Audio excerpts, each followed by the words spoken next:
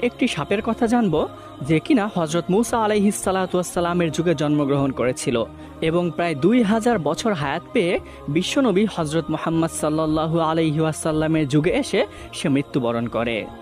অনেক যুগ আগের কথা, মিশরের প্রাচীন ভূমিতে নবী মুসা আলাইহিসসালাম মহান আল্লাহ রব্বুল আলমিনের বাণী পৌঁছে দিচ্ছিলেন তার কওমের মাঝে। সেখানকার জঙ্গলের ছোট্ট একটি টিলার পাশেই বসবাস করত এক অদ্ভুত ধরনের সাপ।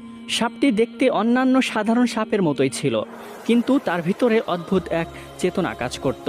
লোককথায় প্রচলিত ছিল তার একটি ভুলের কারণে মহান আল্লাহ রব্বুল আলামিন তাকে সাপের রূপে রূপান্তর করে দেয়। নিয়ে নেওয়া হয় তার থেকে মানুষের সুশ্রী রূপ, কিন্তু মানুষের মতো কথা বলার শক্তি তার ভিতরে অবশিষ্ট রয়ে যায়। তার নাম ছিল হারেসা। সে প্রায়শ্চিত্ত করতে পারেনি, তাই মহান আল্লাহ রব্বুল আলমিনের কাছে ক্ষমা প্রার্থনার জন্য সে সুযোগ খুঁজতে থাকত। একদিন সেই হারেসা সাপ পাহাড়ের উপরে নিঃসঙ্গ সন্ধ্যায় বসেছিল। হঠাৎ করে সে আকাশ থেকে একটি উজ্জ্বল আলো দেখতে পায়। প্রথমত হারেসা মনে করলো সেই আলোটি হয়তো বজ্রপাত থেকে সৃষ্টি হয়েছে, কিন্তু পরক্ষণে সে খেয়াল করলো আলোটি নিমিষে মিলিয়ে যাচ্ছে না। যা বজ্রে সাধারণত হয়ে থাকে তা কিছুক্ষণের জন্য স্থায়ী হতে লাগলো। তখন সে ভালোভাবে লক্ষ্য করলো এবং দেখতে পেল পাহাড়ের উপরে হজরত মুসা আলাইহিসসালাম মহান আল্লাহ রব্বুল আলমিনের সাথে কথোপকথন করছেন। হারেসা সাপটি একটু দূরে অবস্থান করছিল, কিন্তু তা সত্ত্বেও মহান আল্লাহ রব্বুল আলমিনের বাণী অনেকটাই স্পষ্টভাবে সে শুনছিল।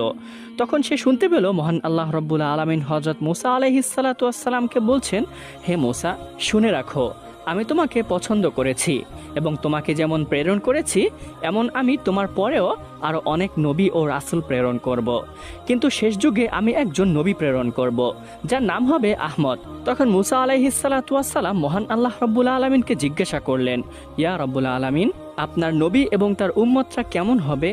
তখন মহান আল্লাহ রব্বুল আলামিন বললেন, সে হবে দয়া ও করুণার উৎস।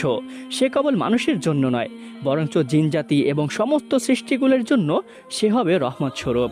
তার উম্মত আমল কম করবে, কিন্তু আমলের অপেক্ষায় তারা সওয়াব বেশি প্রাপ্তি হবে। সে আমার শেষ বাণী পবিত্র কোরআনে কারিম নিয়ে আসবে। এবং মহান আল্লাহ রব্বুল আলামিন আরও বললেন, সেই নবীর প্রতি যে ঈমান আনবে তাকে আমি মুক্তি দিব। তাকে যে ভালোবাসবে সেই ব্যক্তিকে আমিও ভালোবাসবো। গোপনে গোপনে এই মহা সংলাপটি শুনে হারেসা সাপটির মনে একটি আশার আলো জেগে উঠল।